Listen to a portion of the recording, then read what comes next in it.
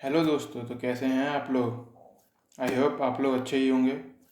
तो आज मैं एक नई वीडियो लेके आया हूँ। इसमें मैं आपको बताने वाला हूँ कि आप आर्मी में, इंडियन आर्म फोर्सेस में, आर्मी नेवी एयरफोर्स तीनों सेनाओं में किस तरीके से आप ऑफिसर एंट्री से जा सकते हैं। इससे आपकी जो 10th 12th क्लास से जो एंट्री है वहाँ से लेकर पूरी जो एंड तक एंट्री, सारी एंट्री कवर कर रखी है मैंने। ये इसमें जितने भी फौज में जाने के तरीके हैं, सारी एंट्रीज हैं या जितने भी इंट्रांस, सब कुछ मैंने इसमें इन्वॉल्व कर रखा है।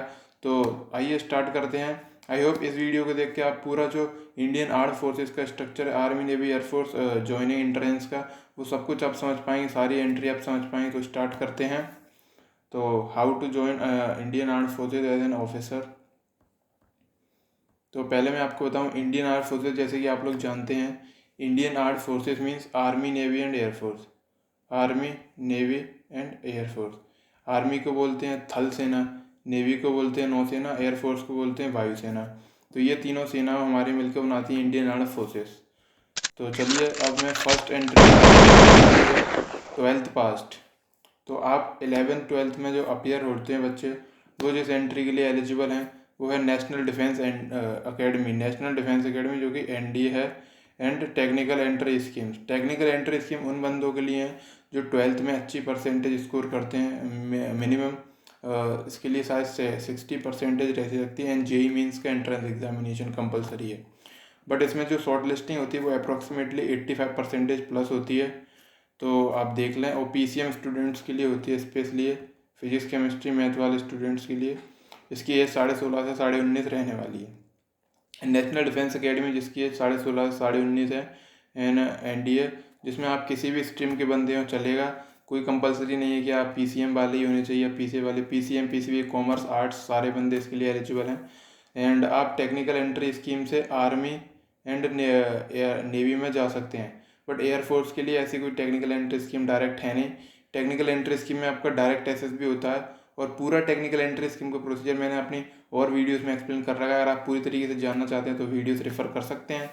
एंड नेशनल डिफेंस अकेडमी भी मैंने पूरी तरीके से बता रखा है अपनी एक इंडिविजुअल वीडियोस में।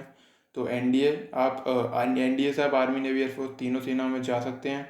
12th पास्ट या फिर 12th अपेयरिंग हो या 12th पास्ट हो, एज लिमिट इसमें जैसे लिखाई है। तो ये हमारा सबसे पहले फौज में जाने का अवसर है, वो की है 12th पास्ट, जिससे आप टीईएस और एनडीए से जा सकते हैं। अब आते हैं अपन, इसके बाद कोई अफसर 12th पास है नहीं, तो उसके बाद है ग्रेजुएशन लेवल का। तो ग्रेजुएशन लेवल पे है सीडीएस। आफ्टर ग्रेजुएशन के है सीडीएस, कंबाइंड डिफेंस सर्विसेज। इसमें आप अगर ग्रेजुएशन कर रहे हैं तो लास्ट ईयर में भी अपेयर हो सकते हैं।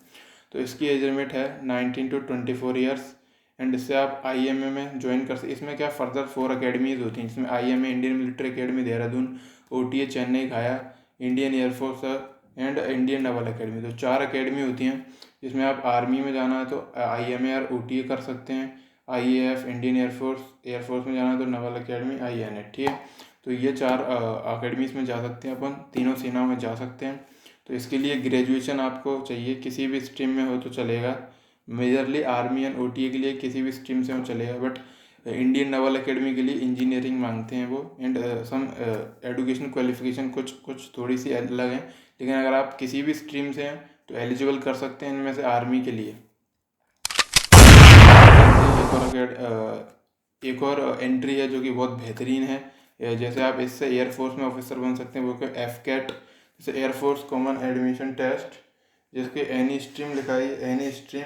एज रहने वाली है इसकी 19 to 25 ईयर। आप लोग देख सकते हैं, थोड़ा फ्लाइट्स का वो हो गया मिसमैच। तो इसकी एज रहने वाली है 19 to 25 year. And AFCAT से आप एयरफोर्स कॉमन एडमिशन टेस्ट इसका फुल फॉर्म है। एंड इससे आप एयरफोर्स में ऑफिसर बन सकते हैं। आप किसी भी स्ट्रीम से हो। यहाँ पे भी 2 ब्रांचेस होती हैं, सब ब्रांचेस, जिसमें टेक्निकल एंड नॉन टेक्निकल होते हैं। तो आप एयरफोर्स में ऑफिसर बन सकते हैं सेंट्री से। अब है technical graduate course and SSC tech.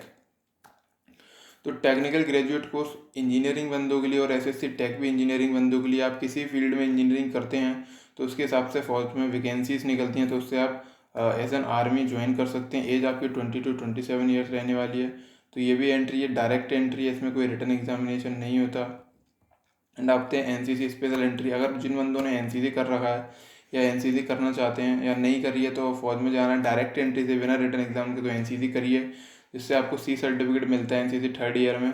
उससे आप क्या डायरेक्ट शॉर्ट लिस्टेड होकर एसएसबी के लिए एसएसबी में अपेयर हो सकते हैं। तो इसके लिए एक हिडन फैक्ट है जो कि मैंने इसमें लिख रखा है, अक्सर लोगों को पता नहीं रहता कि आपको जो सी सर्टिफिकेट चाहिए उसमें भी ग्रेडिंग होती है ए, बी एंड सी। अगर आपकी सी सर्टिफिकेट में ए या फिर बी ग्रेडिंग है तो आप शॉर्ट लिस्ट हो सकते हैं। अदरवाइज अगर आपकी सी सर्टिफिकेट है आपके पास बट सी ग्रेडिंग है तो फिर आप उसके लिए शॉर्ट लिस्टेड नहीं होंगे, तो ए और बी पे ही शॉर्ट लिस्टेड होंगे। तो ये एनसीसी स्पेशल एंट्री से भी आप डायरेक्ट एंट्री से बिना एग्जामिनेशन के फौज के लिए अपेयर हैं। एंड एक और अनदर एंट्रीज फॉर जो लोग एलएलबी वगैरह करते हैं उनके लिए, तो जज एडवोकेट जनरल जैग एंट्री बोलते हैं, इसकी एज होने वाली 21 to 27 ईयर। तो इस एंट्री से भी आप आर्मी में ऑफिसर बन सकते हैं, लेफ्टिनेंट कमीशन होंगे। तो लॉ ग्रेजुएट्स के लिए ये entry especially. And territorial army, इन सारी एंट्रीज पे मैं डिटेल्ड वीडियोस बना चुका हूँ, तो आप डिस्क्रिप्शन में आपको लिंक मिल जाएगा, वहाँ से आप इन वीडियोस को डिटेल एक्सप्लेनेशन देख सकते हैं इनकी। तो टेरिटोरियल आर्मी जिसकी ग्रेजुएशन चाहिए जिसमें, एंड एज 18 to 42 ईयर्स चाहिए, और इसमें केवल इंडियन सिटीजन्स ही हैं जो एलिजिबल हैं इस एंट्री के लिए। तो आप टेरिटोरियल आर्मी से भी आर्मी में जा सकते हैं, जो कि एक पार्ट टाइम आर्मी बोलेंगे जिसे। एंड ये एक मैंने एक मसाला कहते हैं, एक इम्पोर्टेंट या फिर एक धमाकेदार स्लाइड ऐड कर रखी है, जिसमें जो आर्मी में बंदे अभी जा रहे हैं या जा चुके हैं, तो आर्मी सर्विंग पर्सनल से क्या वो ऑफिसर एंट्री में स्विच कर सकते हैं? यस ऑफकोर्स कर सकते हैं। किस तरीके से? तो एसीसी एंट्री से अगर आप 12th पास्ड हैं, अगर आप 12th पास्ड हैं और आपने 2 ईयर सर्विंग कर दी है आर्मी की, तो आप एसीसी एंट्रेंस का एग्जामिनेशन दे सकते हैं। एसीसी मतलब आर्मी कैडेट कॉलेज, जिससे आपको फिर फर्दर 3 साल की ट्रेनिंग के बाद आपको लेफ्टिनेंट से कमीशन किया जाएगा, जो कि एक ऑफिसर रैंक है। And second is SCO, special commission officer. इसमें मिनिमम आपको 5 ईयर सर्विंग चाहिए। अगर आप GCO, NCO या OR हैं और 12th पास हैं तो आप इसके लिए जा सकते हैं। इसमें प्लस पॉइंट क्या है, इसमें आपका कोई रिटर्न एग्जामिनेशन नहीं है, डायरेक्ट आप SSB दे सकते हैं, डायरेक्ट मेडिकल, उसके बाद आपको लेफ्टिनेंट रैंक दे दी जाएगी।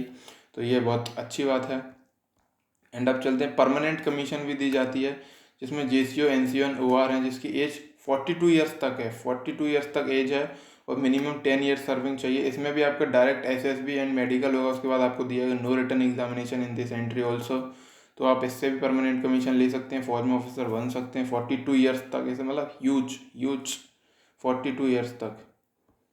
एंड तो ये हमारी पावर स्लाइड, जिसमें मैंने बताया कि अपन ने जितनी भी एंट्री डिस्कस करी, तो सारा ओवरव्यू मैंने इसमें लिख रखा है। All entries by which we became an officer in Indian arm forces.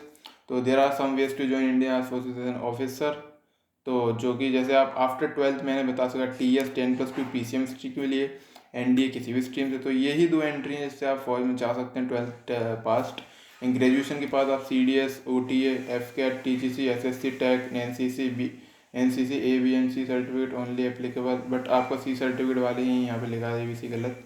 थोड़ा जैग एंट्री वाले territorial army of serving personnels के लिए मैंने बता दिया ACC, SCO एंड PC। तो ये 3 तरीके के एंट्री सर्विंग पर्सनल। तो सारी जिस भी बंदे को इंडियन आर्म फोर्सेस में अपना करियर चाहिए एज एन ऑफिसर, तो सारा मैंने डिटेल्ड बता रखा है, आपका पूरा पाथ मैंने यहाँ पे दे दिया है। तो आई होप, मुझे लगता है कि आप लोगों को बेहतरीन तरीके से मैं समझा पाया हूँगा ये चीज़। और अगर आप अभी 8, 9, 10, 12th में हैं या फिर आप ग्रेजुएशन में, तो आप इस तरीके से अपना करियर पाथ सेलेक्ट कर सकते हैं कि आपको 1 नहीं तो 2 नहीं तो 3 इस तरीके से आगे एंट्री अटैम्प्ट्स कैसे देने हैं, किस तरीके से आप ऑफिसर बन सकते हैं इंडियन आर्म फोर्स में। तो यहाँ पे मेरा काम होता है ख़त्म। तो मैं चाहूँगा कि आप लोगों का काम अब यहाँ पे शुरू हुआ, वो है इस वीडियो को लाइक करना। अभी तक लाइक नहीं किया है तो लाइक कीजिए, इस चैनल को सब्सक्राइब कीजिए। और जय हिंद, जय भारत। तो मिलते हैं हमारी नेक्स्ट वीडियो में।